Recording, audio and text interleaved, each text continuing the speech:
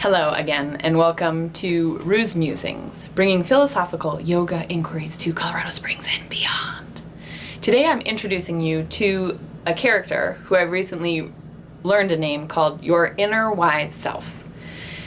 And I talk a lot about this aspect of ourself that is our witness. So it's a layer, it's called a kosha in yoga philosophy. It's a layer of ourself that has the ability to look upon the other layers of ourselves, our physical body, our energetic body, our personality body, which includes our thoughts and our feelings, and then the witness self, without any judgment. So it's not attached to how things should be or how she or he thinks it should be. She just can look upon the rest of yourself, which is where most of us live, in our thoughts and our feelings and in our bodies, without any judgment, without any attachment. And I was watching some videos online by Sark, which I enjoyed these videos a lot. And she renamed this part of ourselves, our inner wise self. And I really like that because witness, the witness layer, is also synonymous with wisdom. And this is our inherent wisdom that has been brought down through generations and generations, sort of the wisdom of the universe that lives inside of us. And Sark shared this interesting fact that she was teaching a workshop, I don't know how many people were there, to a bunch of people, a lot of people. And she asked these people if they believed in the idea, the existence of their inner wise self. And she said probably about 80% of the people raised their hand. And then she asked them the question, do you talk to, converse with, have a relationship with this inner wise self on a regular basis? And she said about 10% of people raised their hand. And I can relate to that I completely believe in that aspect of myself. And I don't use her, talk to her, ask her questions when I need help very often. So that's one of my personal missions recently. One of the things I'm trying to shift in my life is to tap into, pause, and surrender and ask and talk to this part of ourselves. Sark shared this hilarious story. P.S. My inner wise self does not suggest outrageous things for me to do inside of social situations like it appears her inner wise self does. She told the story about she was leaving a conference or a talk and she wasn't feeling like she did a very good job, and she calls the inner critic voices. So it's one of her inner critics, it's a whole nother conversation, was having mean things to say. So she stopped and she paused and she took a deep breath and she asked her inner wise self, and I liked her languaging here, inner wise self, what do you have for me? And I was like, I could do that. You know, it doesn't feel too woo Manitou-y.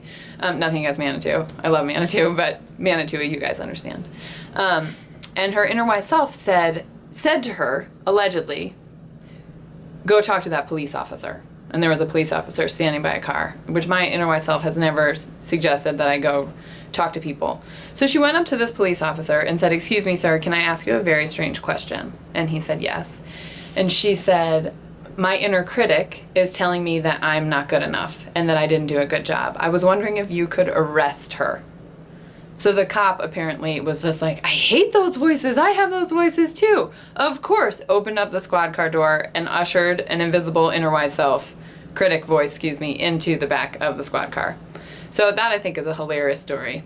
And like I said, that's not what my experience with these inner wise voices are. So then to me, the question is how? How do we create a relationship with this aspect of ourself that, in my opinion, truly knows everything there is to know about our lives, about our purpose, about what we're doing here, and about our future? In meditation, for me, it's harder. I'll sit and I'll try to have a conversation with this aspect of myself and my brain won't settle down. So for me personally, it's best in writing. And two of the tools that I wanted to give to you, I got from the Artist's Way book. It's a Julia Cameron book, a 12-week course towards creativity. And she suggests every day, and she's been doing this for years, that you do something she calls morning pages. So first thing in the morning, you write 3 pages out, longhand, just stream of consciousness. Don't fix anything, don't spell check anything, don't look up anything, just write longhand 3 pages. When I was doing it that way, my 3 pages could literally take me 3.5 hours because it was an amount of pages and I write really small. So that didn't work as well for me as right now. I get up, first thing I do in the morning, pour my coffee, set the timer on my phone for 20 minutes and write for 20 minutes every day.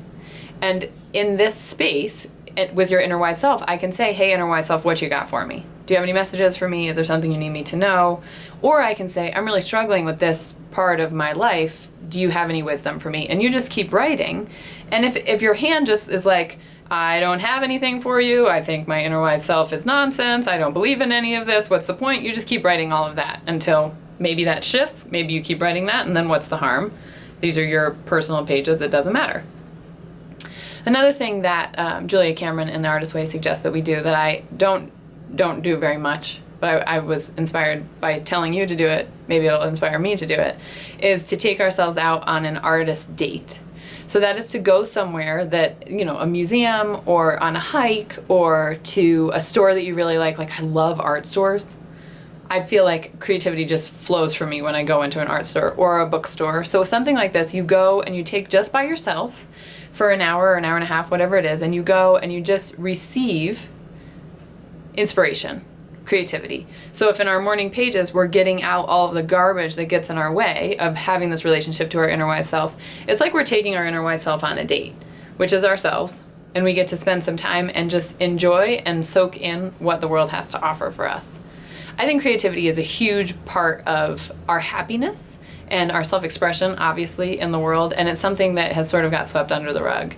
So I'm interested in the conversation further around how can we nurture our creative selves and how can we encourage each other to do creative projects, scrapbooking or making cards or writing songs or whatever it is. So that's my offering for today. Find out where your inner wise self is if you believe in it. I'd be curious to know too if you're like, that is nonsense, that I've never known that part of myself to exist. How can we converse with this person? Try, I don't know, 3 weeks of morning pages, 20 minutes or 3 pages, whatever works for you. And in that 3 weeks, one time, take yourself out on an artist date and see what happens. It's pretty magical.